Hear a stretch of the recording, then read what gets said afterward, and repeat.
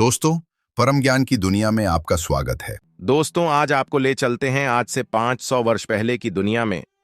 पंचम शताब्दी की बात है। प्राचीन भारत में एक नगर था जिसका नाम था सोमपुर। सोमपुर नगर कई छोटे कस्बों और गांवों का केंद्र था। यहां हर वर्ग के लोग अपने जीवन का निर्वाह करते थे।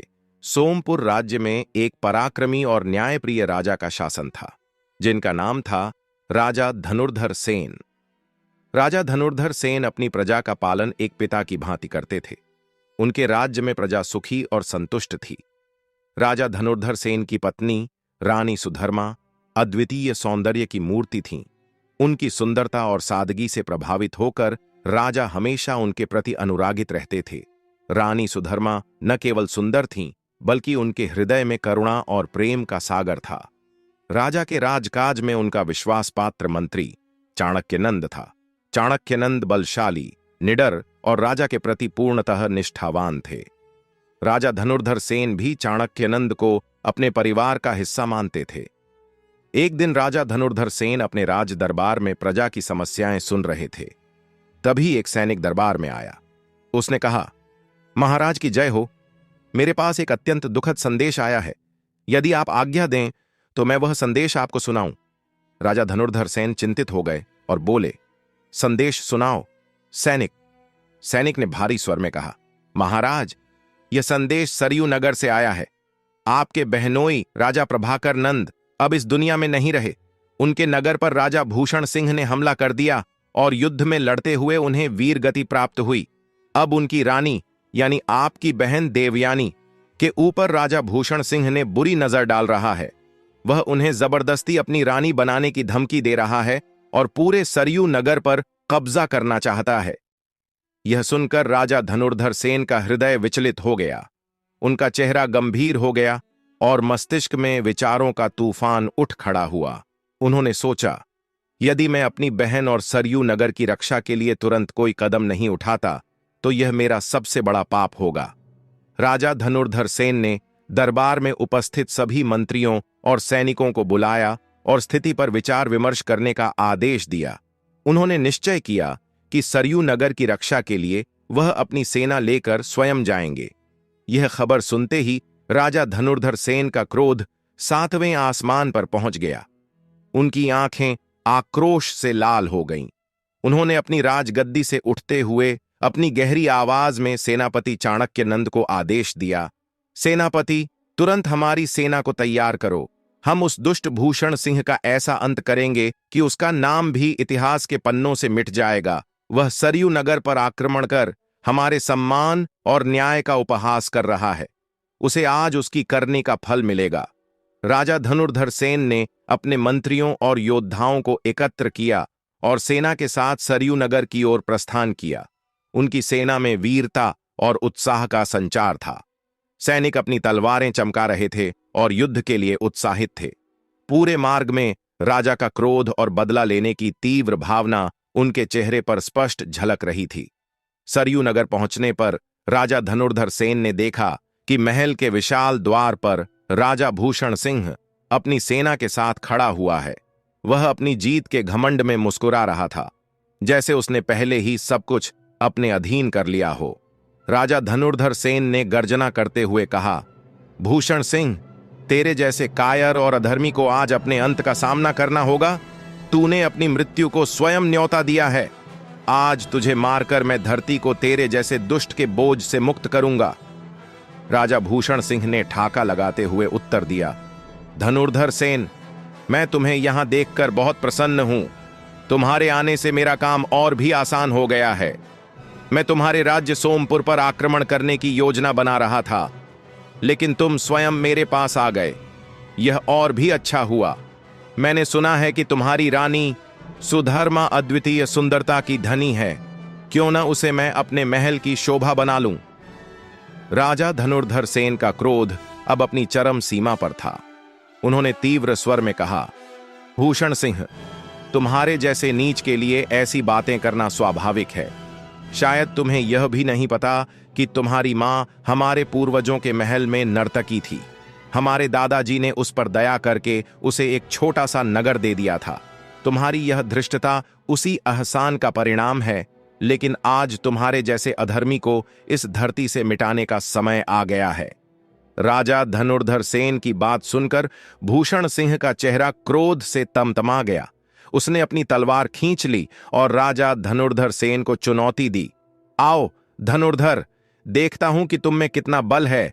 आज मैं तुम्हें और तुम्हारी सेना को अपने घोड़े के पैरों तले रौंद डालूंगा। इसके साथ ही युद्ध की घोषणा हो गई। राजा धनुर्धर सेन और भूषण सिंह की सेनाएं आमने सामने आ गईं। दोनों पक्षों के सैनिकों ने तलवारें खींच लीं और युद्ध भूमि में आक्रोश और शक्ति की गर्जना गूंजने लगी। राजा धनुर्धर सेन ने अपनी तलवार को कसकर पकड़े हुए गुस्से में कहा, भूषण सिंह, तुम्हारा नीच व्यवहार और घिनौनी सोच तुम्हारे परिवार की ही पहचान है। जिस प्रकार तुम्हारी मां जगह जगह जाकर नृत्य करने में शर्म नहीं करती थी, वैसे ही तुम पराई स्त्रियों पर बुरी दृष्टि डालते हो। लेकिन याद रखना, ऐसे लोग हमेशा कुत्ते की मौत मारे जाते हैं। यह सुनते ही राजा भूषण सिंह का चेहरा क्रोध से लाल हो गया। उसकी आंखों में आग थी। बिना कोई जवाब दिए वह अपनी तलवार लेकर राजा धनुर्धर सेन पर टूट पड़ा। लेकिन इससे पहले कि उसका वार राजा तक पहुंच पाता, मंत्री चाणक्य नंद ने बिजली की गति से अपनी तलवार निकालकर भूषण सिंह पर जोरदार वार कर दिया। मंत्री का वार इतना सटीक और शक्तिशाली था कि भूषण सिंह लड़खड़ाता हुआ जमीन पर गिर पड़ा। उसका शरीर खून से लथपथ था और उसकी आंखों से जीवन की अंतिम रेखाएं मिटने लगीं। भूषण सिंह के गिरते ही उसकी सेना में सन्नाटा छा गया। राजा धनुर्धर सेन ने अपनी तलवार उठाई और गरजते हुए कहा, सुनो विरोधी सैनिकों, तुम्हारे राजा का घमंड और अधर्म आज समाप्त हो चुका है। अब तुम्हें यह निर्णय करना है कि तुम मेरे अधीन रहकर सम्मानपूर्वक सैनिकों का जीवन बिताओगे या युद्ध में हमारे हाथों मारे जाओगे। सोच लो, तुम्हारे सामने दोनों ही रास्ते खुले हैं। विरोधी सेना का सेनापति घुटनों के बल बैठ गया और सिर झुकाते हुए बोला, महाराज, हमारा आपसे कोई बैर नहीं। भूषण सिंह ने हमें अपने अधीन जबरदस्ती रखा था। हम आपकी प्रजा बनकर आपके अधीन सेवा करने के लिए तैयार हैं। अब आप ही हम सबके राजा हैं। आप निश्चिंत रहें, अब हम आपकी सेना का हिस्सा बनेंगे। राजा धनुर्धर सेन ने उनकी निष्ठा स्वीकार की और आदेश दिया कि सभी सैनिकों को सुरक्षित रखा जाए। इसके बाद राजा भूषण सिंह के महल में प्रवेश करने के लिए चल पड़े। महल में प्रवेश करते ही राजा की नजर उनकी बहन देवयानी पर पड़ी। वह अपने पति की मृत्यु और अपने ऊपर हुए अत्याचारों के कारण फूट फूट कर रो रही थी। जैसे ही उसने राजा धनुर्धर सेन को देखा, वह दौड़कर उनके पास आई और उनके गले लगकर विलाप करने लगी। भैया, देवयानी रोते हुए बोली, अब मैं किसके सहारे जीवित रहूंगी? उस निर्दयी भूषण सिंह ने मेरे पति को मार डाला। आखिर मेरे पति ने ऐसा क्या अपराध किया था कि उन्हें इस तरह का दंड मिला? राजा धनुर्धर सेन ने अपनी बहन को संभालते हुए कहा, देवयानी, अब तुम्हें कोई डरने की जरूरत नहीं। तुम्हारा भाई तुम्हारे साथ है। भूषण सिंह का अंत हो चुका है और मेरे होते हुए उसके जैसे दुष्ट कभी तुम्हारी ओर आंख उठाकर भी नहीं देख पाएंगे। तुम्हारा अपमान मेरा अपमान है और मैंने न्याय करके तुम्हारे और तुम्हारे पति के सम्मान को पुनः स्थापित किया है। राजा ने अपनी बहन को गले लगाकर सांत्वना दी। उनकी आंखों में अपनी बहन के प्रति अपार स्नेह और दृढ़ता झलक रही थी। उन्होंने महल के सैनिकों को आदेश दिया कि देवयानी को पूरे सम्मान और सुरक्षा के साथ उनके राज्य सोमपुर पहुंचाया जाए। महल के गलियारों में राजा धनुर्धर सेन का आभा मंडल चारों ओर फैल चुका था। अब उनके सामने नई चुनौतियां खड़ी थीं। सरयू नगर को एक बार फिर स्थिरता और सुरक्षा प्रदान करना और यह सुनिश्चित करना कि भूषण सिंह का अधर्म दोबारा इस भूमि पर न पनपे। राजा धनुर्धर सेन अपनी बहन देवयानी को सांत्वना देते हुए बोले, बहन, जो होना था वह हो चुका है। हम भूतकाल को बदल नहीं सकते, लेकिन भविष्य को संवारना हमारे हाथ में है। तुम्हें अपने बच्चों का पालन पोषण करना होगा और उन्हें भविष्य के लिए तैयार करना होगा। एक दिन जब वे बड़े होंगे, तब तुम उन्हें राजगद्दी सौंप सकती हो। बहन, यह समय तुम्हारे धैर्य और साहस की परीक्षा का है। देवयानी ने आंसू पोंछते हुए कहा, भैया, मुझसे यह राज्य संभालने का कार्य नहीं हो सकेगा। मैं एक रानी हूं और राजा का कार्य करना, राजकाज चलाना मेरे बस की बात नहीं। आप ही मेरे एकमात्र सहारा हैं। कृपया मेरे राज्य को अपनी अधीनता में ले लीजिए। राजा धनुर्धर सेन ने मुस्कुराते हुए अपनी बहन का कंधा थपथपाया और बोले, देवयानी, तुम जानती हो कि मैं तुम्हारा बड़ा भाई हूं और बड़ा भाई पिता तुल्य होता है। मेरी सलाह पर भरोसा करो।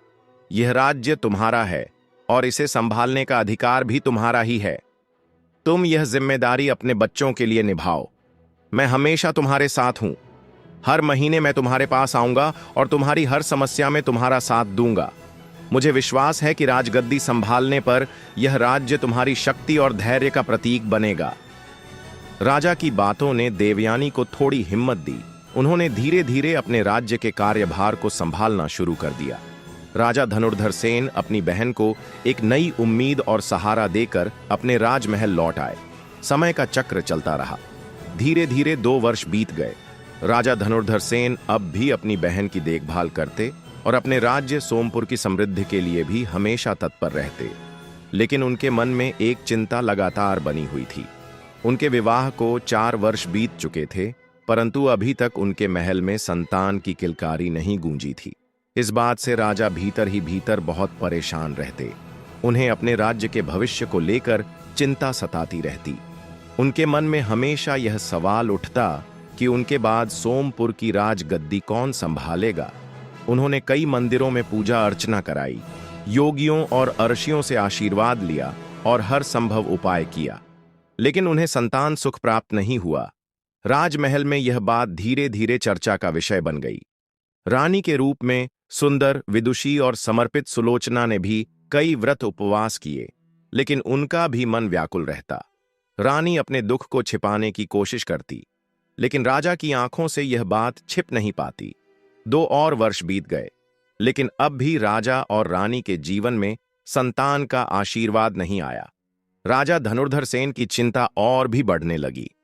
वह रातों को जागते रहते, भविष्य की योजनाओं के बारे में सोचते और कभी कभी अपने आप से प्रश्न करते, क्या मेरे वंश का अंत यहीं हो जाएगा? क्या सोमपुर को मेरी मृत्यु के बाद कोई वारिस नहीं मिलेगा? रानी सुलोचना का धैर्य धीरे धीरे जवाब देने लगा।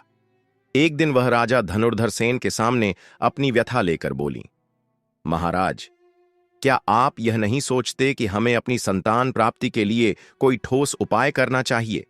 इस प्रकार केवल समय को देखते रहना व्यर्थ है। संतान के बिना हमारी वंश परंपरा अधूरी रह जाएगी। मैं यह सोचकर डरती हूं कि यदि हमने किसी अन्य के संतान को गोद लिया तो क्या वह बड़ा होकर हमारे प्रति वफादार रहेगा? कहीं ऐसा न हो कि वह हमें ही बंदी बनाकर हमारे अपने ही राजमहल से बाहर कर दे।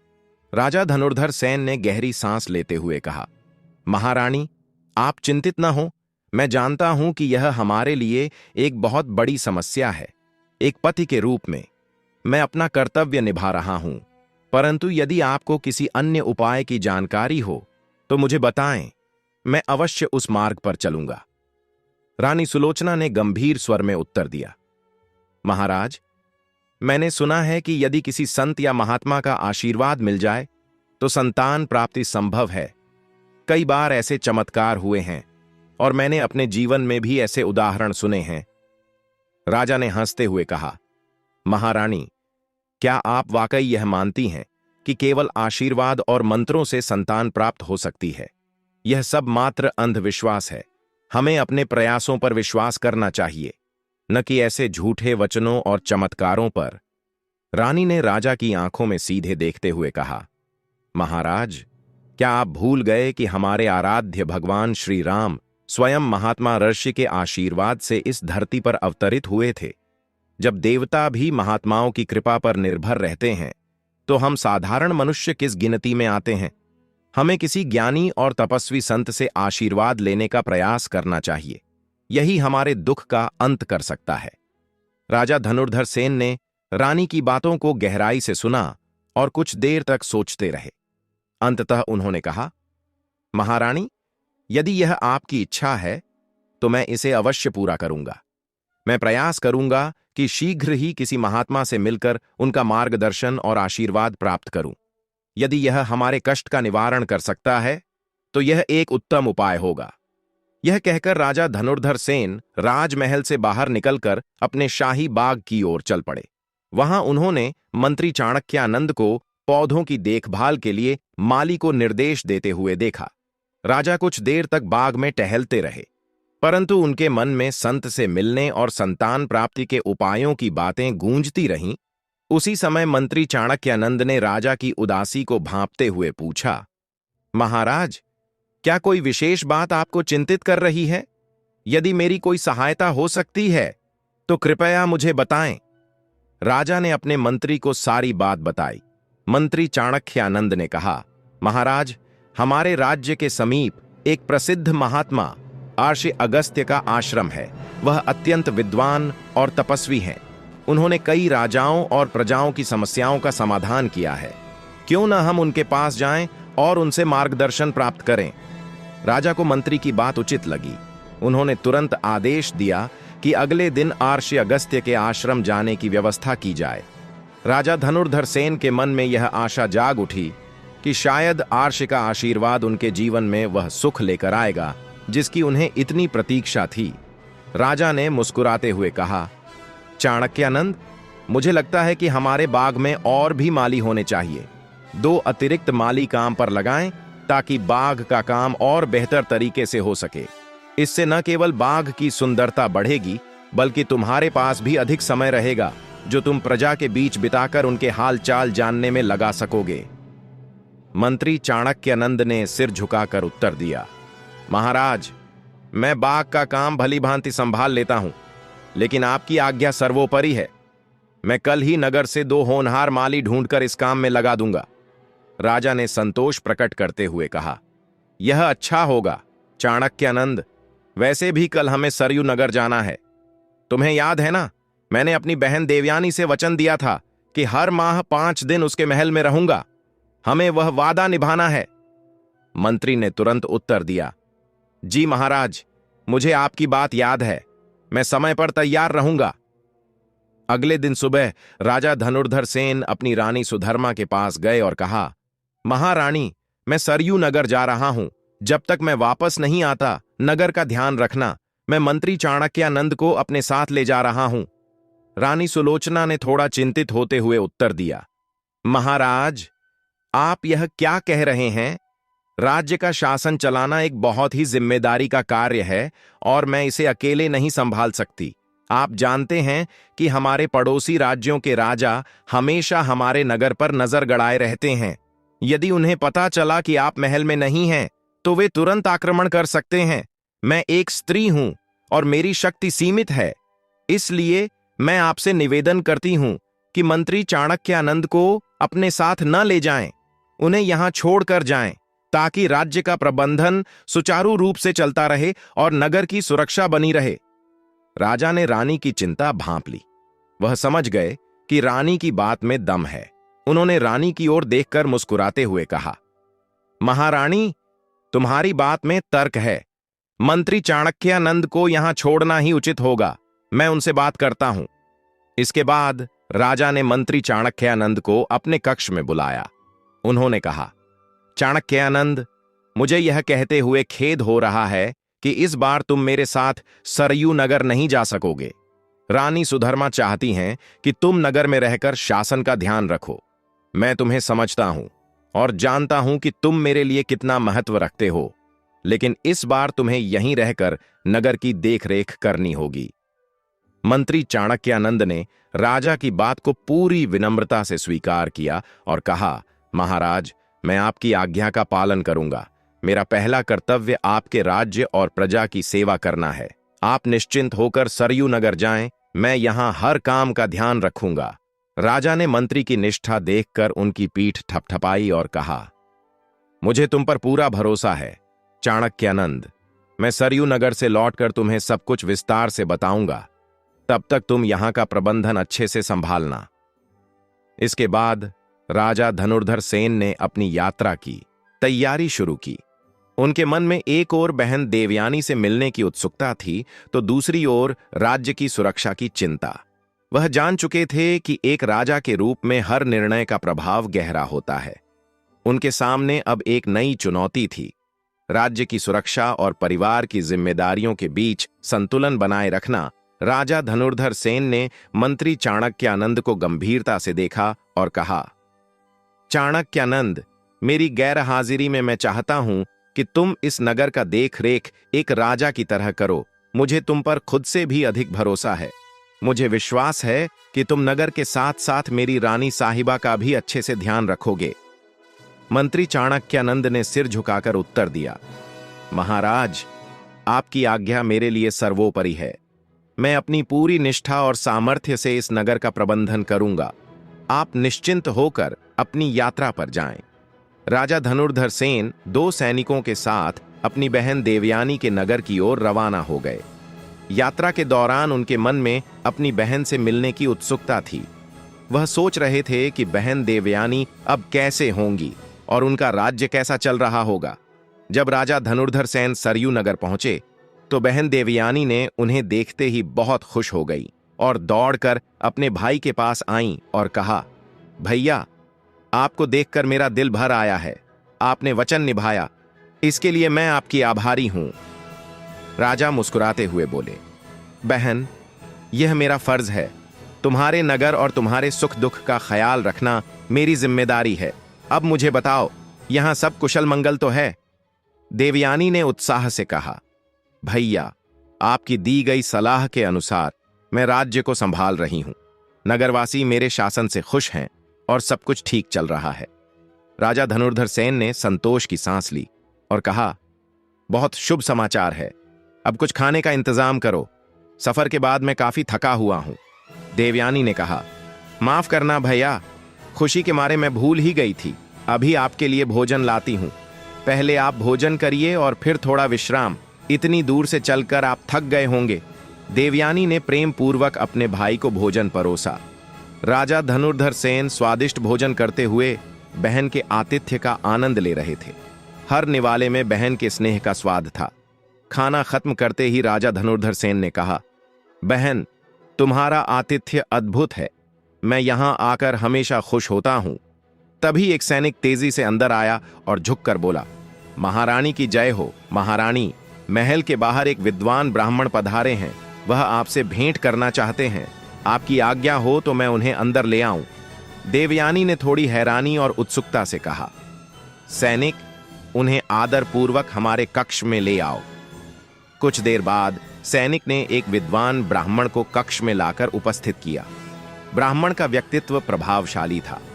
उनकी आंखों में तेज था और चेहरा शांत एवं दिव्य आभा से युक्त। राजा धनुर्धर सेन ने तुरंत उनका स्वागत किया और कहा, महात्मा जी, आपका हमारे महल में स्वागत है। कृपया बताएं, मैं आपके लिए क्या कर सकता हूं? महात्मा ने राजा धनुर्धर सेन की ओर देखा और गंभीर स्वर में बोले, राजा धनुर्धर सेन, मैं आपकी तलाश में ही यहां आया हूं। मुझे आपसे कुछ विशेष बात कहनी है। राजा ने उनकी बात सुनते ही कहा, महामान्य, जो भी आपकी आवश्यकता है मैं उसे पूरा करने के लिए तैयार हूं। आप आदेश दें। महात्मा कुछ क्षण शांत रहे और फिर बोले, राजन, यह समय आपकी धैर्य और कर्मठता की परीक्षा का है। आपके नगर और आपके परिवार पर कुछ अनहोनी की छाया है। यदि आप सतर्क नहीं हुए तो यह छाया अंधकार में बदल सकती है। मैं यहां आपको चेतावनी देने और एक उपाय बताने आया हूं। राजा धनुर्धर सेन ने चौंकते हुए पूछा, महात्मा जी, कृपया विस्तार से बताएं। क्या अनहोनी की बात कर रहे हैं और उसका उपाय क्या है? महात्मा ने धीमे स्वर में कहा, राजन, राज्य में कुछ लोग आपके खिलाफ षड्यंत्र रच रहे हैं। उनकी मंशा आपके राज्य पर कब्जा करना है। आपको न केवल इन षड्यंत्रकारियों को पहचानना होगा, बल्कि नगर की रक्षा के लिए जल्द से जल्द उचित कदम उठाने होंगे। राजा धनुर्धर सेन के चेहरे पर चिंता की रेखाएं उभर आईं। उन्होंने कहा, महात्मा जी, कृपया मार्गदर्शन करें। मैं आपके बताए हर उपाय को करने के लिए तैयार हूं। महात्मा ने राजा को ध्यानपूर्वक देखा और बोले, पहला कदम है नगर के प्रत्येक व्यक्ति पर नजर रखना।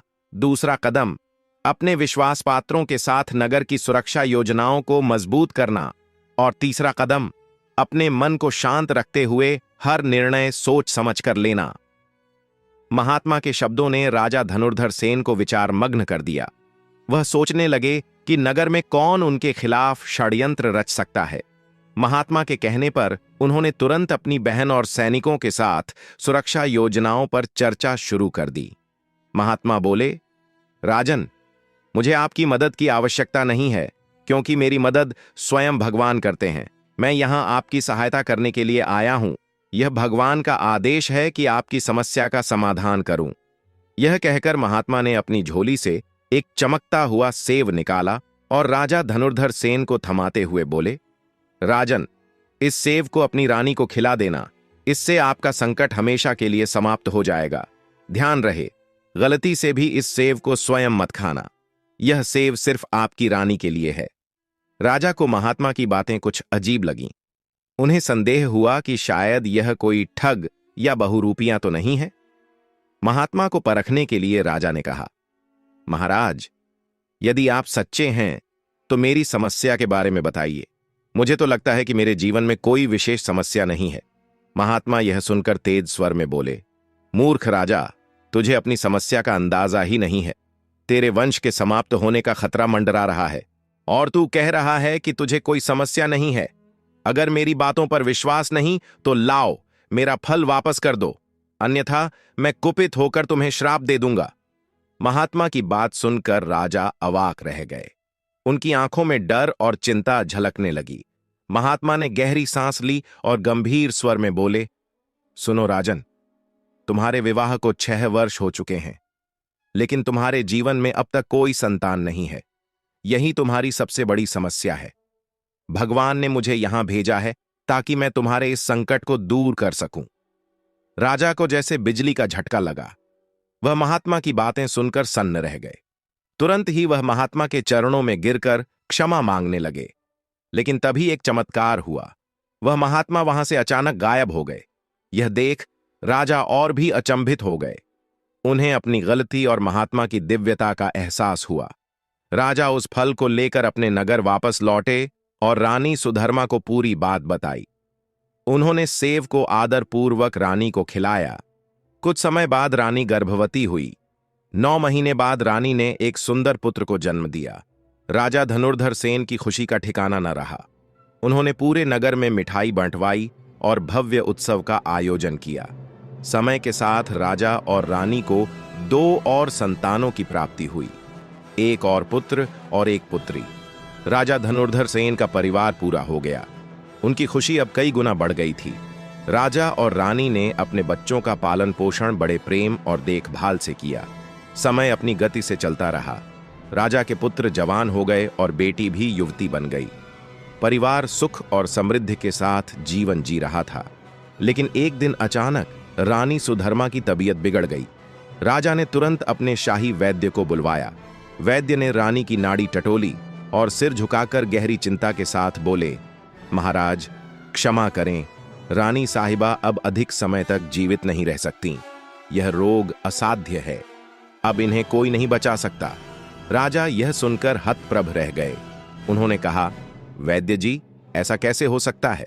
अभी थोड़ी देर पहले तक रानी बिल्कुल स्वस्थ थीं। आखिर यह कैसा रोग है जो इतनी तेजी से प्राणघातक हो गया? राजा अपनी प्रजा के साथ साथ अपने परिवार की भलाई के लिए भी सदैव समर्पित रहते थे। लेकिन समय के साथ नियति ने उनके जीवन में एक बड़ा संकट खड़ा कर दिया। शाही वैद्य ने राजा को सूचित किया कि रानी शारदा को एक घातक रोग, जिसे खैरा रोग कहा जाता है, ने अपनी चपेट में ले लिया है। वैद्य ने कहा, महाराज, यह रोग अत्यंत घातक है। इसमें रोगी अचानक अपनी अंतिम सांस ले लेता है। राजा यह सुनकर व्याकुल हो गए और रानी की देखभाल में जुट गए। लेकिन नियति ने कुछ और ही तय कर रखा था। वैद्य की बातों के कुछ समय बाद ही रानी ने प्राण त्याग दिए। रानी की मृत्यु ने राजा को अंदर तक झकझोर दिया। लेकिन अपने 3 बच्चों, बड़े राजकुमार जयमंगल, छोटे राजकुमार जितेंद्र और राजकुमारी सुमन की ओर देखकर उन्होंने जैसे तैसे खुद को संभाला। उन्होंने न केवल अपने बच्चों की जिम्मेदारी निभाई, बल्कि अपने राज्य के प्रति कर्तव्यों को भी नहीं छोड़ा। समय बीतता गया और राजा की संतानें धीरे धीरे बड़ी हो गईं। जयमंगल, बड़ा राजकुमार, स्वभाव से उद्दंड, घमंडी और अत्यधिक किस्म का स्वार्थी था। वह लोभी और प्रजा के प्रति उदासीन रहता था। जितेंद्र, छोटा राजकुमार, अपने सरल स्वभाव, दयालुता और प्रजा के प्रति अपनी निष्ठा के लिए प्रसिद्ध था। वह बुद्धिमान था और राज्य की भलाई के लिए सदैव तत्पर रहता था। सुमन, सबसे छोटी राजकुमारी, सुंदर, चंचल और बुद्धिमती थी। वह अपने दोनों भाइयों से बेहद प्यार करती थी और प्रजा की सेवा में रुचि लेती थी। राजा धनुर्धर सेन ने सुमन के विवाह के लिए योग्य वर की तलाश शुरू कर दी थी। उन्होंने तय किया कि सुमन का विवाह केवल एक सुयोग्य और चरित्रवान राजकुमार से होगा। वहीं दोनों राजकुमारों को सलाह दी गई कि वे अपने लिए रानी का चुनाव स्वयं करें।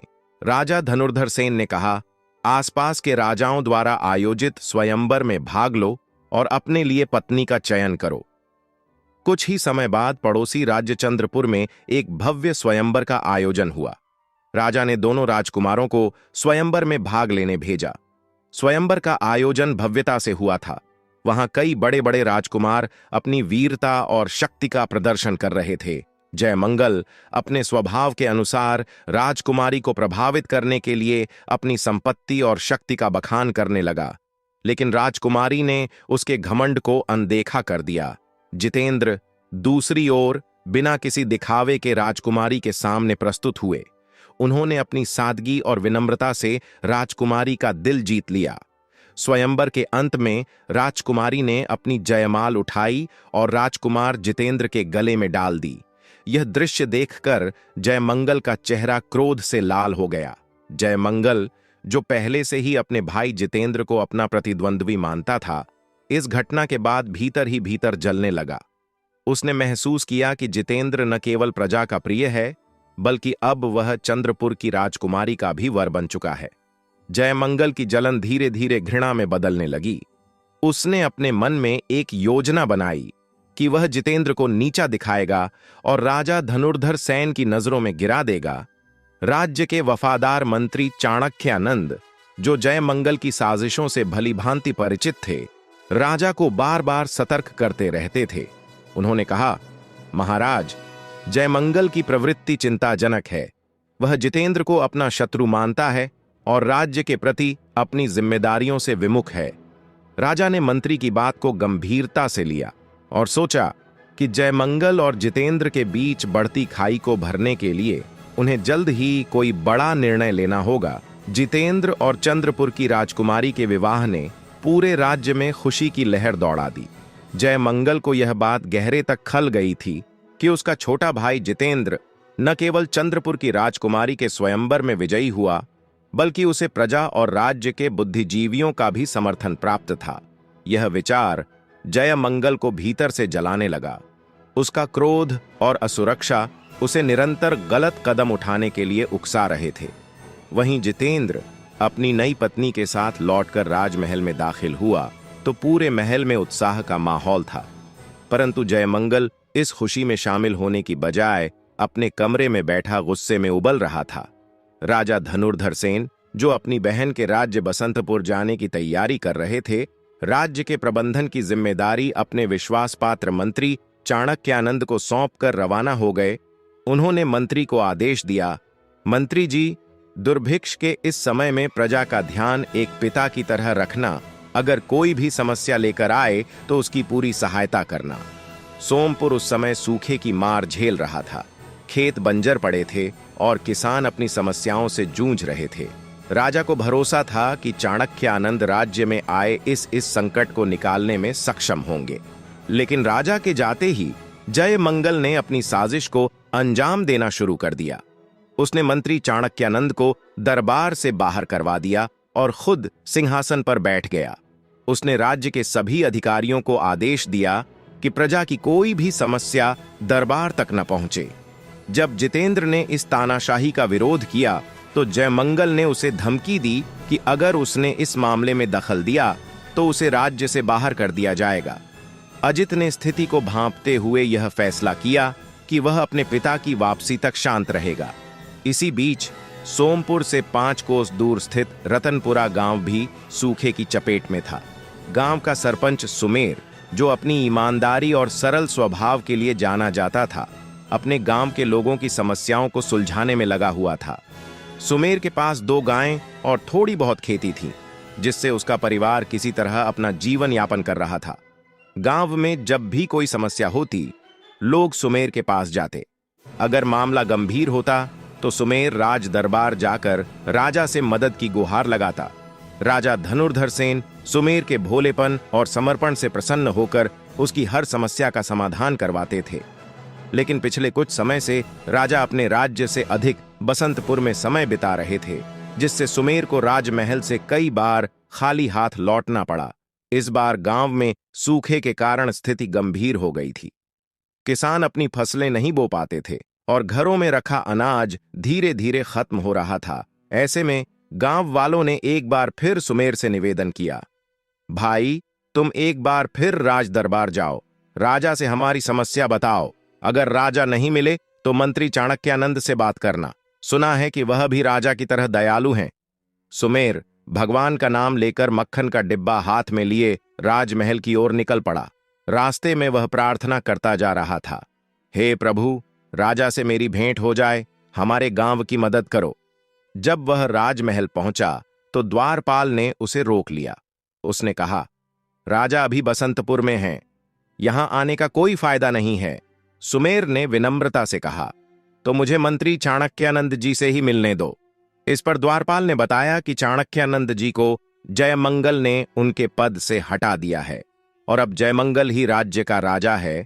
उसने यह भी कहा, जयमंगल ने आदेश दिया है कि कोई भी प्रजा का व्यक्ति राज दरबार में प्रवेश न करे। तुम चाहे कितनी भी कोशिश करो, तुम्हें सिर्फ अपमान मिलेगा। सुमेर यह सब सुनकर बहुत ही निराश हो गया, लेकिन वह इतनी जल्दी हार मानने वाला नहीं था। उसने तय किया कि चाहे उसे कितना भी अपमान सहना पड़े, वह जयमंगल से मिलने की कोशिश करेगा। सुमेर राजमहल के द्वार पर खड़ा था। अपनी विनम्रता और उम्मीदों का सहारा लिए उसने द्वारपाल से कहा, भैया, मैं कई बार दरवाजे से वापस लौट चुका हूं, इससे बड़ा अपमान और क्या होगा। मुझे एक बार राजकुमार से मिलने दो, वह मदद देंगे तो अच्छी बात है, नहीं देंगे तो हम लौट जाएंगे। लेकिन यह उम्मीद तो पूरी करनी ही होगी जो राज दरबार से पाल रखी है। द्वारपाल सुमेर की जिद और सरलता से प्रभावित होकर बोला, जब आप मेरी बात नहीं मान रहे तो चलिए, मैं आपको राजकुमार से मिलवा देता हूं, लेकिन याद रखिए, यह आसान नहीं होगा। द्वारपाल सुमेर को लेकर राज दरबार में पहुंचा। जैसे ही राजकुमार जयमंगल की नजर सुमेर पर पड़ी, उसका चेहरा गुस्से से लाल हो गया। वह गुस्से में चिल्लाया, मैंने मना किया था कि कोई गंदा और गरीब आदमी इस दरबार में प्रवेश न करे। तुमने इस दरिद्र को अंदर लाकर महल की पवित्रता को भंग कर दिया। अब पूरे महल को साफ कराना पड़ेगा, इसे तुरंत बाहर निकालो। सुमेर के विनम्र स्वभाव और हाथ में मक्खन का डिब्बा देखकर भी जयमंगल का क्रोध शांत नहीं हुआ। उसने अपने सैनिकों को आदेश दिया, इस गरीब आदमी को मार पीट कर महल से बाहर फेंक दो। राजदरबार में मौजूद मंत्री चाणक्यानंद ने हस्तक्षेप करते हुए कहा, राजकुमार, आप ये ज्यादती कर रहे हैं। प्रजा का अधिकार है कि वह राजदरबार में अपनी बात रख सके।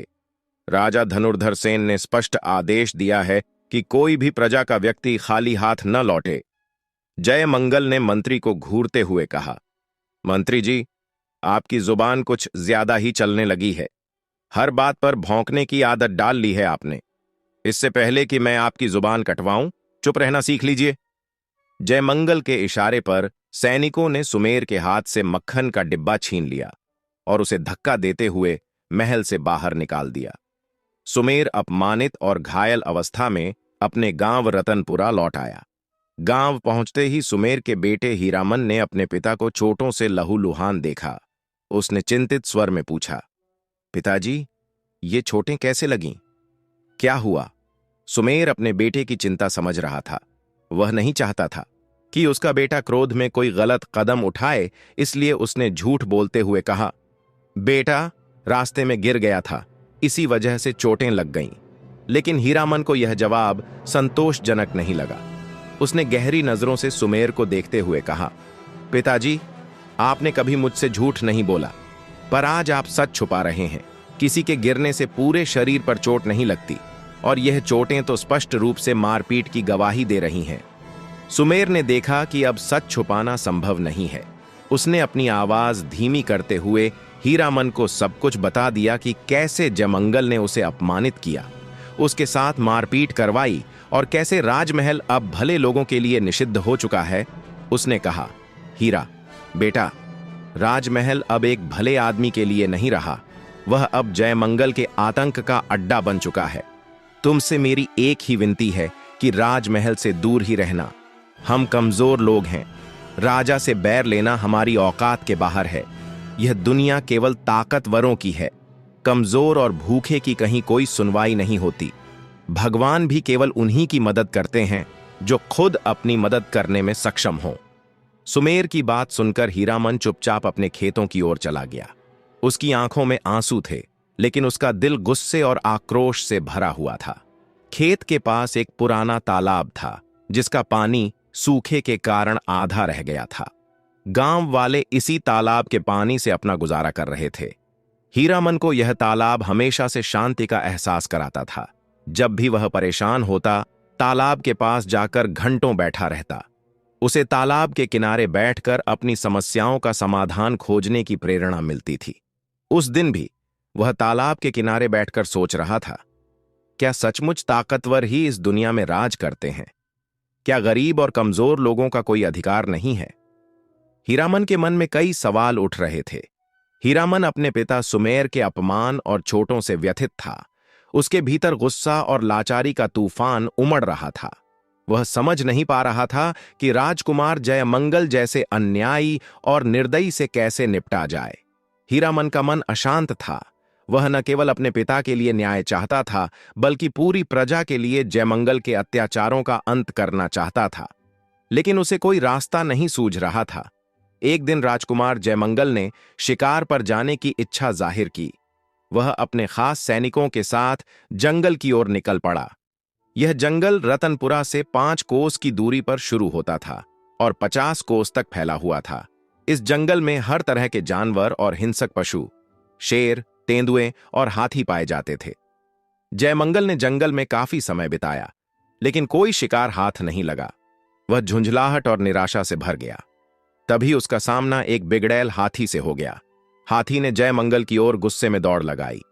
अपने प्राणों की रक्षा के लिए जयमंगल ने भागने में ही भलाई समझी। वह जंगल से बाहर आकर सीधा राजमहल लौटने लगा। जंगल से बाहर निकलने के बाद जयमंगल को तेज प्यास लगी। अकाल के कारण रास्ते के कुएं और तालाब सूखे पड़े थे। कहीं कहीं जो तालाब दिखते भी थे, उनका पानी गंदा और पीने योग्य नहीं था। चलते चलते जयमंगल रतनपुरा के पास पहुंचा। वहां उसने एक तालाब देखा और तालाब में पानी देखकर उसकी आंखों में चमक आ गई। जयमंगल तुरंत तालाब के किनारे पहुंचा और पानी पीने की कोशिश की। तभी वहां मौजूद हीरामन ने उसे रोक दिया। हीरामन ने राजकुमार को पहचान लिया। वह बोला, तुम जयमंगल हो, वही राजकुमार जिसने मेरे पिता का अपमान किया और उन्हें पीटा। मैं तुम्हें इस तालाब का पानी पीने नहीं दूंगा। यह पानी हमारे गांव का आखिरी सहारा है।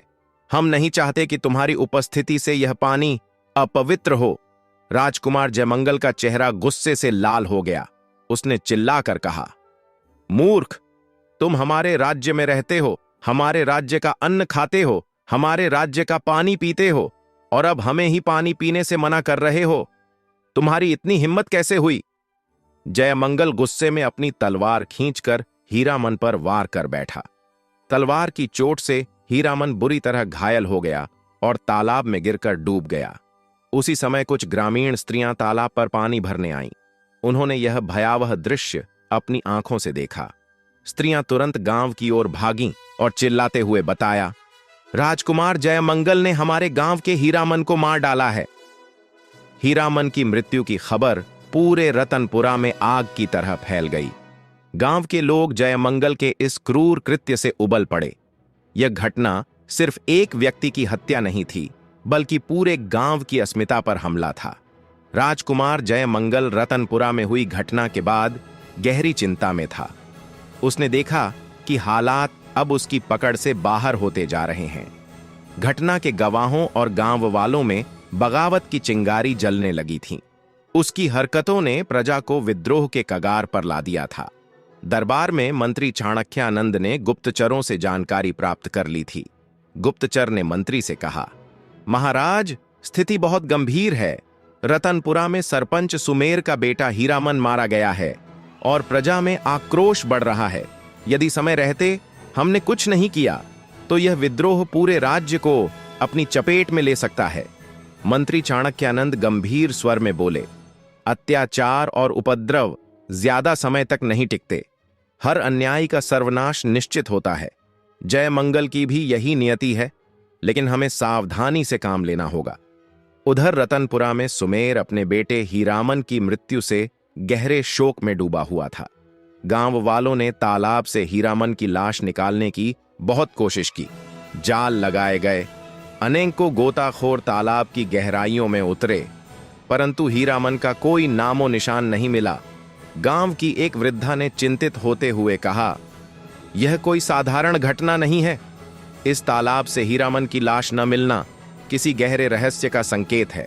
धीरे धीरे गांव वालों ने मान लिया कि राजकुमार जयमंगल ने हीरामन की लाश को गायब करवा दिया होगा, परंतु इस अनसुलझी गुत्थी ने एक खुशहाल गांव में अजीब सा माहौल बना दिया था। कुछ समय बीतने के बाद रत्नपुरा में अजीबोगरीब चमत्कार होने लगे। गांव में न तो बारिश हुई, न ही कोई बाहरी मदद आई। फिर भी गांव के सभी खेत पानी से भरे हुए थे। किसान हैरान थे कि जब पूरे राज्य में सूखा पड़ा हुआ है तो फिर उनके खेत कैसे हरे भरे हैं। गांव के बुजुर्गों ने इसे किसी अदृश्य शक्ति का आशीर्वाद माना। खेतों में पहले से 5 गुना अधिक फसल उगी। किसानों के चेहरे खुशी से खिल उठे। हमारे गांव की मदद कौन कर रहा है? यह किसी चमत्कार से कम नहीं, सुमेर ने कहा। यह खबर पूरे राज्य में आग की तरह फैल गई। राजमहल में दरबारियों ने इस चमत्कार पर चर्चा शुरू कर दी। जब बाकी राज्य भुखमरी से जूझ रहा है तो रतनपुरा के खेत कैसे लहलहा रहे हैं। राजमहल में इस खबर ने जयमंगल को बेचैन कर दिया। उसने सोचा, यह गांव मेरी आज्ञा के बिना फल फूल कैसे सकता है? जब मेरा राज्य भूख से तड़प रहा है तो रतनपुरा के किसान इतना अनाज कैसे उगा रहे हैं? जयमंगल ने तुरंत अपने सेनापति को बुलाया। उसने कहा, हम रतनपुरा पर धावा बोलेंगे, सेना लेकर जाएंगे और किसानों के घरों से अनाज छीन कर लाएंगे। कोई हमारा विरोध करने की हिम्मत न करे। जो भी विरोध करेगा उसे कठोर सजा दी जाएगी। गांव में लोग अब भी अनजान थे कि राजकुमार उनके खिलाफ नई साजिश रच रहा है, लेकिन कुछ बुजुर्गों और सुमेर को एहसास था कि यह शांति स्थायी नहीं है। उन्होंने कहा, हमें तैयार रहना होगा। जयमंगल जैसा अन्याय चुप नहीं बैठेगा। राजमहल में राजकुमार जयमंगल अपने घमंड और क्रोध में उबल रहा था। उसने सेनापति को आदेश दिया था कि सेना लेकर रतनपुरा गांव पर धावा बोला जाए और किसानों के घरों से अनाज छीन लिया जाए। सेनापति ने राजकुमार की बात ध्यान से सुनी और शांत स्वर में कहा, राजकुमार, क्षमा करें। महाराज का स्पष्ट आदेश है कि हम आंतरिक मामलों में कोई हस्तक्षेप नहीं करेंगे। हमारी सेना केवल बाहरी आक्रमण के समय ही सक्रिय होगी। जयमंगल गुस्से से कांप उठा। उसने दहाड़ते हुए कहा, सेनापति, तुम मेरी आज्ञा की अवहेलना कर रहे हो। क्या तुम नहीं जानते कि मैं तुम्हें अभी के अभी बर्खास्त कर सकता हूं? सेनापति ने ठंडे लेकिन दृढ़ स्वर में जवाब दिया, राजकुमार, आप अपनी सीमाएं भूल रहे हैं। मैं आपको याद दिला दूं कि यह राज्य आपका नहीं है। महाराज धनुर्धर सेन ने न तो आपको राजा नियुक्त किया है और न ही राज्य का संचालन करने की जिम्मेदारी सौंपी है। आपका स्थान यहां उस बालक की तरह है जो खेल खेल में किसी दूसरे की चीज को अपना मान बैठता है। सेनापति आगे बोले, अगर आप अपने अधिकारों से बाहर जाकर कोई कदम उठाते हैं तो मुझे मजबूरन आपको बंदी बनाकर कारागार में डालना पड़ेगा। इससे पहले कि आप कोई अनुचित कार्य करें, बेहतर होगा कि आप अपनी सीमा में रहें। जयमंगल सेनापति के तेवर देखकर सहम गया। उसे एहसास हो गया कि इस समय उसका कोई सच्चा सहयोगी नहीं है। मंत्री चाणक्यानंद, राजकुमार जितेंद्र और यहां तक कि उसकी बहन सुमन भी उससे खफा रहते थे। केवल कुछ गिने चुने सैनिक ही उसके साथ थे, और वे भी उसकी शक्ति के नहीं बल्कि अपने कर्तव्य के कारण। उधर रत्नपुरा के लोग इस अद्भुत स्थिति से स्तब्ध थे। पूरे राज्य में भूखमरी की स्थिति थी, परंतु उनका गांव हरा भरा था। खेतों में लहलहाती फसलें और हरियाली ने सबको हैरानी में डाल दिया था। गांव के बुजुर्ग सुमेर ने गांव वालों को समझाया, यह कोई साधारण घटना नहीं है। हमारी मदद कोई अदृश्य शक्ति कर रही है। हमें धैर्य रखना चाहिए और इस चमत्कार के पीछे के रहस्य को समझने की कोशिश करनी चाहिए। गांव के कुछ युवा और बुजुर्ग मिलकर इस रहस्य की तह तक जाने की कोशिश करने लगे। उन्होंने सोचा, क्या यह तालाब से जुड़ा कोई रहस्य है या फिर यह हीरामन की आत्मा है जो हमें इस संकट से बचा रही है? तालाब के किनारे बैठकर सुमेर ने गहरी सोच में डूबते हुए कहा, हीरामन इस तालाब से बहुत प्यार करता था और इससे गहराई से जुड़ा था। उसने कई बार कहा था कि यह तालाब उसकी आत्मा का हिस्सा है। क्या यह संभव है कि हीरामन हमें इस संकट से बचाने के लिए किसी रूप में हमारी मदद कर रहा हो? यह खबर अब राजमहल तक भी पहुंच चुकी थी। दरबारियों ने मंत्री चाणक्यानंद को सूचना दी कि रतनपुरा में ऐसी स्थिति है जो समझ से परे है। राजकुमार जयमंगल अब चुप नहीं बैठ सकता था।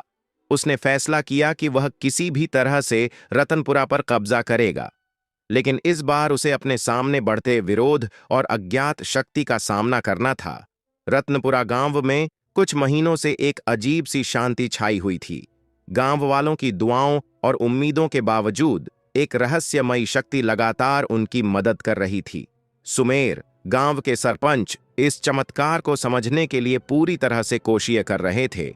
यह ऐसा रहस्य था जिसे जानने की उनकी ललक दिन ब दिन बढ़ रही थी। एक दिन उन्होंने तय किया कि अब वह खुद इस रहस्य का पर्दाफाश करेंगे। सुमेर ने सोचा, क्यों ना हम खुद इस रहस्यमय ताकत के बारे में पता करें जो हमारे खेतों को सिंचाई देती है।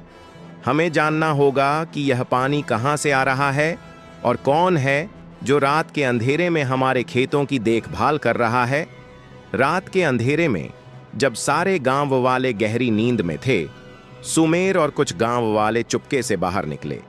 उन्होंने तालाब के पास आकर अपने स्थानों पर छुपकर बैठने का निर्णय लिया। उनकी आंखें चौकस थीं। हर हलचल को महसूस करने के लिए वे तैयार थे। आधी रात का समय था जब अचानक तालाब से एक नौजवान बाहर निकला। उसकी चाल में कुछ अजीब था। वह किसी साधारण इंसान की तरह नहीं लग रहा था। उसकी आंखों में एक अद्भुत चमक थी और उसका शरीर जैसे एक अदृश्य ऊर्जा से भरपूर था। नौजवान ने देखा और फिर जैसे उसकी नजर तालाब के पानी पर पड़ी, तुरंत पानी अपने आप बहने लगा। वह नौजवान जैसे ही चलता जा रहा था, पानी उसके पीछे पीछे बहते जा रहा था। सुमेर की आंखें विस्मय से फैल गईं। वह देख रहे थे कि यह साधारण पानी नहीं था, बल्कि वह पानी जैसे एक शक्तिशाली स्रोत से आ रहा हो। हर कदम पर वह नौजवान खेतों की ओर बढ़ता और जहां जहां से वह गुजरता, खेतों का मुरझाया और सूखा मिट्टी पानी से सिंचित होने लगता। जैसे ही वह वापस लौटता, पानी भी उसी के साथ वापस तालाब में समा जाता। यह देख सुमेर की सोच में तूफान सा मच गया। क्या यह तालाब कोई साधारण तालाब नहीं, बल्कि एक देवता का निवास है? उनका दिल धड़कने लगा। सुमेर ने यह रहस्य गांव वालों से साझा किया। खबर फैलते ही सभी में इस अदृश्य देवता के दर्शन करने की तीव्र इच्छा जागी। अगले दिन रात को गांव के कई किसान और पुरुष स्त्री छुपकर तालाब के पास पहुंचे। इस रहस्य को साक्षात देखने के लिए सभी की आंखों में एक अद्भुत आकर्षण था। वहीं राज दरबार के एक गुप्तचर ने भी यह दृश्य देखा। वह खड़ा रहा। नजरों से वह हर एक कदम का निरीक्षण कर रहा था।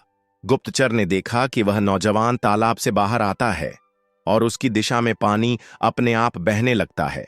जैसे जैसे वह चलता है, पानी उसके पीछे खेतों की ओर बढ़ता जाता है और खेतों की भूमि फिर से जीवंत हो उठती है।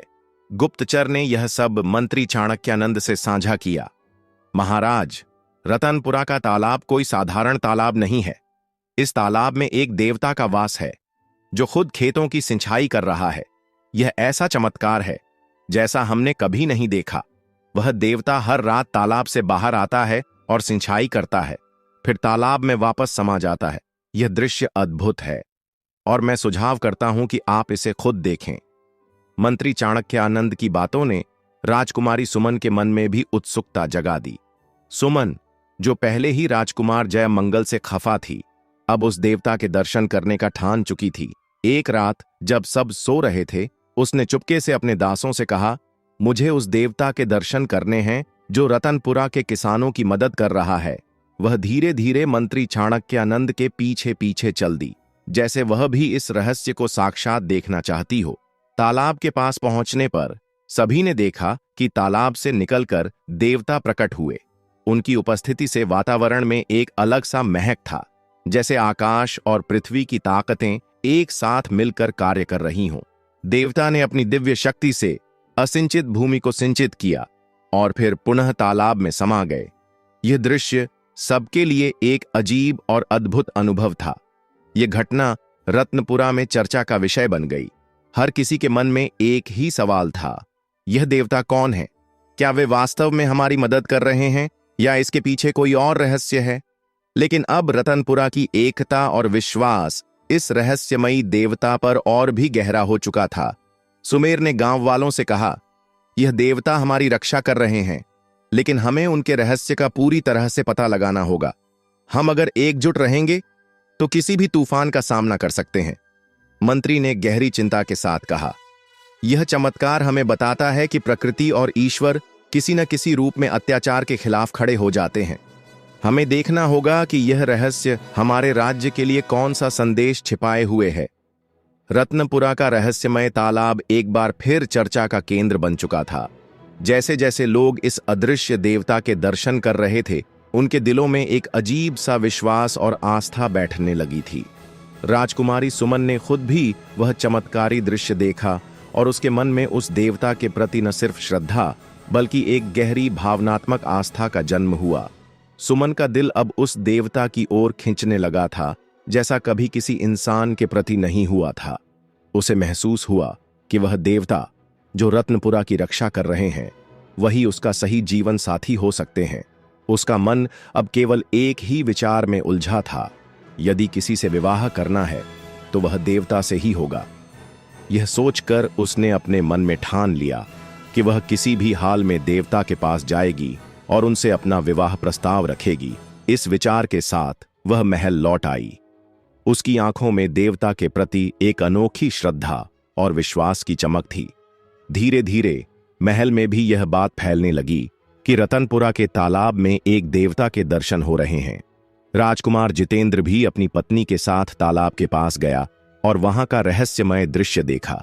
उसे यह दृश्य इतना अजीब और अविश्वसनीय लगा कि वह भी इस अद्भुत शक्ति की ओर खींचता चला गया। लेकिन इस बीच सबसे महत्वपूर्ण था राजकुमार जयमंगल, जो इस दृश्य को देखने के लिए बेचैन था।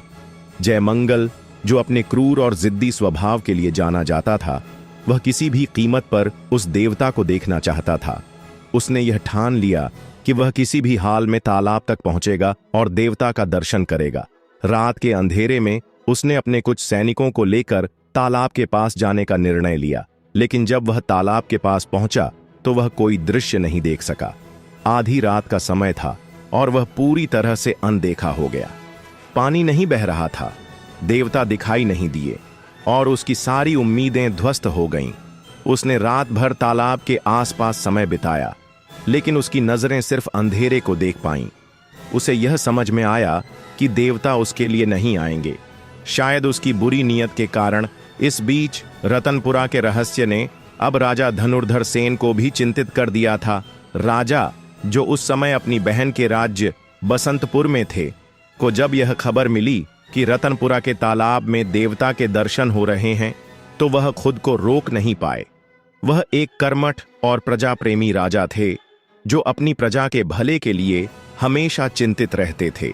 राजा ने तुरंत निर्णय लिया कि उन्हें रतनपुरा लौटना चाहिए और स्थिति का आकलन करना चाहिए। वह यह नहीं चाहते थे कि उनकी अनुपस्थिति में राजकुमार जयमंगल कोई गलत कदम उठाए। राजा को यह भी चिंता थी कि राजकुमार जयमंगल, जो पहले ही अपने क्रूर व्यवहार से प्रजा को परेशान कर चुका था, कहीं इस देवता के साथ भी कोई बुरा बर्ताव न कर दे। राजा ने बिना किसी सूचना के अपने राज्य की ओर प्रस्थान किया। रतनपुरा में अचानक राजा के आगमन ने सभी को चौंका दिया। जब राजकुमार जयमंगल ने अपने पिता को देखा, जो अपने सिंहासन पर बैठा हुआ था, तो वह घबरा गया।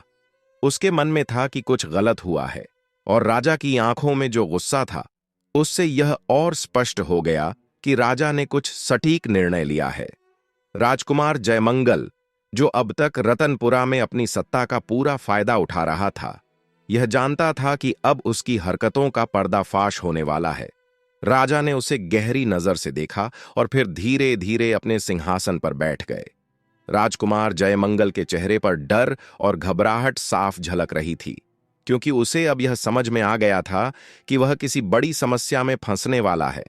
राजा धनुर्धर सेन के सामने जयमंगल को एहसास हुआ कि उसका हर कदम अब बुरे परिणामों की ओर बढ़ रहा है।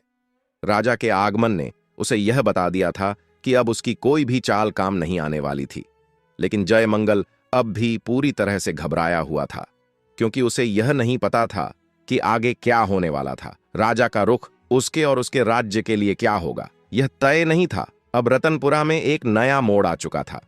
राजा धनुर्धर सेन का आगमन सिर्फ एक संकेत था, जो यह बता रहा था कि अब घटनाएं एक नई दिशा में बढ़ने वाली हैं। सुमेर, राजकुमारी सुमन और राजकुमार अजित को अब विश्वास हो चुका था कि देवता की शक्ति रतनपुरा के किसानों की मदद करने के लिए आई है, लेकिन साथ ही यह भी स्पष्ट था कि रतनपुरा में एक तूफान की आहट सुनाई दे रही थी। राजा हरिकेश के आगमन से एक नई शक्ति और संभावनाएं जागृत हुई थीं, और अब यह तय करना था कि जयमंगल और रत्नपुरा के लोग इस बदलाव का सामना कैसे करेंगे। क्या देवता का आशीर्वाद रत्नपुरा को सशक्त बना पाएगा या कुछ और खतरे सामने आएंगे? समय ही यह बताएगा।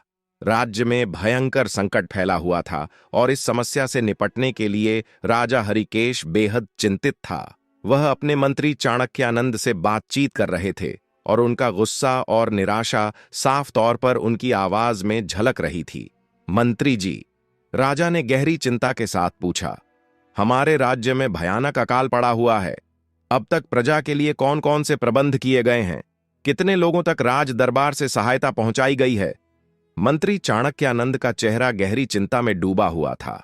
उसने हाथ जोड़कर उत्तर दिया, महाराज, एक भी प्रजा तक कोई सहायता नहीं पहुंचाई गई है, बल्कि राज्य दरबार के दरवाजे प्रजा के लिए बंद कर दिए गए हैं। रत्नपुरा के सरपंच के साथ तो काफी मारपीट की गई और उनकी हत्या कर दी गई है। हम तो प्रजा के सामने अपना मुंह दिखाने लायक भी नहीं बचे हैं। राजा के चेहरे पर गहरी निराशा और गुस्सा था।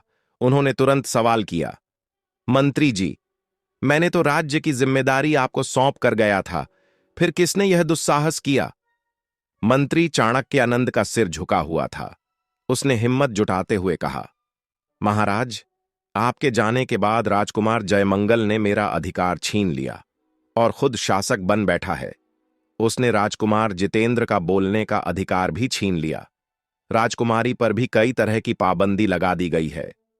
राजा धनुर्धर सेन की आंखों में गुस्सा भर गया और वह तुरंत कड़क आवाज में बोले, जयमंगल को इसी वक्त बंदी गृह में डाल दिया जाए। इस राज्य का भावी राजा मैं अपने छोटे बेटे जितेंद्र को बनाता हूं। मंत्री जी, तत्काल हमारी प्रजा की सहायता कीजिए। हम आज रात रत्नपुरा चलेंगे। राजा ने अपनी बात जारी रखते हुए कहा, रत्नपुरा के सरपंच सुमेर से मुझे व्यक्तिगत रूप से क्षमा मांगनी है। हरिदेव हमारा मित्र है। वह एक बहुत भला आदमी है और उसके साथ दुर्व्यवहार करना मुझे असहज कर गया है। उसके बेटे की हत्या दुर्भाग्यपूर्ण है। मैं अपनी प्रजा के साथ अन्याय नहीं कर सकता और इसके लिए जयमंगल को उम्र भर की सजा मिलनी चाहिए। राजा की आंखों में दृढ़ता और गुस्सा था, जैसे वह किसी भी हालत में अपनी प्रजा के साथ अन्याय नहीं सहन करने वाले थे। राजा हरिकेश का निर्णय अब निश्चित था। उनका उद्देश्य था कि वह रतनपुरा तक पहुंचकर स्थिति का मूल्यांकन करें और उस देवता से मदद लें जिन्होंने रतनपुरा के किसानों की मदद की थी। साथ ही वह यह सुनिश्चित करना चाहते थे कि राजकुमार जयमंगल को उसकी गलतियों के लिए सजा मिले और राजकुमार जितेंद्र को राज्य की जिम्मेदारी सौंपी जाए। राजा ने अपनी सैनिकों की सेना तैयार की और रतनपुरा की ओर चलने का आदेश दिया। उनके मन में गहरी उम्मीद थी कि रतनपुरा में स्थित देवता के दर्शन से राज्य के कठिन हालातों में कुछ सुधार हो सके। इसके साथ ही वह जयमंगल की सजा को लेकर भी पूरी तरह से सजग थे। वह नहीं चाहते थे कि किसी भी गलत काम को माफ किया जाए और उन्होंने इसे अपने राजधर्म के खिलाफ समझा। मंत्री चाणक्यानंद भी राजा के साथ था और वह जानते थे कि इस यात्रा से राज्य की किस्मत बदल सकती है। लेकिन मंत्री को भी यह चिंता सता रही थी कि जयमंगल के खिलाफ इस तरह के कदम उठाने से राज्य में नया संकट न पैदा हो जाए। राज्य में जैसे ही खबर फैली कि राजा हरिकेश और उनका दल रत्नपुरा की ओर चल पड़े हैं, पूरे गांव में हलचल मच गई। सुमेर, जो अब तक अपने गांव के लिए संघर्ष कर रहा था, वह भी घबराया हुआ था। उसने सोचा कि अगर राजा सच में रत्नपुरा पहुंचे तो देवता के बारे में क्या होगा। क्या वह देवता जो रात रात भर तालाब से बाहर आकर किसानों की मदद करते थे, अभी भी उसी तरह मदद करेंगे या नहीं? सुमेर के मन में यह प्रश्न उभर रहा था और वह अपने गांव के अन्य किसानों के साथ चिंतित था। वह जानता, आकाश में घने बादल घिर आए और मूसलधार बारिश शुरू हो गई। यह कोई सामान्य बारिश नहीं थी, बल्कि यह देवताओं आशीर्वाद था जो पाताल लोक की देवी और देवता की कृपा से आया था। पूरे राज्य में खुशहाली छा गई। अकाल और सूखे का साया अब पूरी तरह से समाप्त हो चुका था। खेतों में हरी भरी फसलें उगने लगीं और लोग खुशहाल जीवन जीने लगे। रतनपुरा और उसके आसपास के गांवों में जीवन की नई किरण खिल उठी। राज्य की खुशहाली का यह सूरज अब कभी अस्त नहीं होगा, क्योंकि देवी और देवता की उपस्थिति ने हर एक कठिनाई को समाप्त कर दिया था। राजा धनुर्धर सेन ने महल में एक विशेष सभा का आयोजन किया, जहां उन्होंने अपनी प्रजा से कहा, हमारा राज्य अब समृद्ध और खुशहाल रहेगा। हमारे राज्य में अब कोई भी विपत्ति नहीं आएगी, क्योंकि हमारे पास सच्चा प्रेम और देवी देवताओं आशीर्वाद है। राजकुमारी सुमन और हीरामन का विवाह हमारे राज्य के लिए एक नई शुरुआत है, जिसमें हम सब साथ मिलकर खुशहाली की ओर बढ़ेंगे और तरक्की करेंगे। राजकुमारी सुमन और हीरामन की जोड़ी अब राज्य की सबसे प्रिय जोड़ी बन चुकी थी। यह विवाह एक जीवित प्रमाण था कि जब सच्चा प्यार और दिव्यता एक साथ मिलते हैं, तो वह केवल किसी व्यक्ति या देवता के लिए नहीं, बल्कि पूरे राज्य और समाज के लिए लाभकारी होता है। इस अद्भुत कहानी के अंत में राजा ने एक विशेष संदेश दिया। हमेशा याद रखें कि सच्चे प्रेम और श्रद्धा से बड़ी कोई ताकत नहीं होती। जब हम एक दूसरे के प्रति विश्वास और निष्ठा रखते हैं, तो हमें कोई भी संकट पार करने से रोक नहीं सकता। दोस्तों, यदि आपको हमारी कहानी पसंद आई हो, तो कृपया हमारे चैनल्स को सब्सक्राइब और लाइक करना न भूलें। साथ ही अपने दोस्तों को यह कहानी अवश्य शेयर करें और हाँ, कमेंट बॉक्स में राधे राधे लिखना न भूलें। हम आपसे फिर मिलेंगे एक नई रोचक कहानी के साथ। तब तक के लिए आपको और आपके पूरे परिवार को जय श्री कृष्णा, राधे राधे।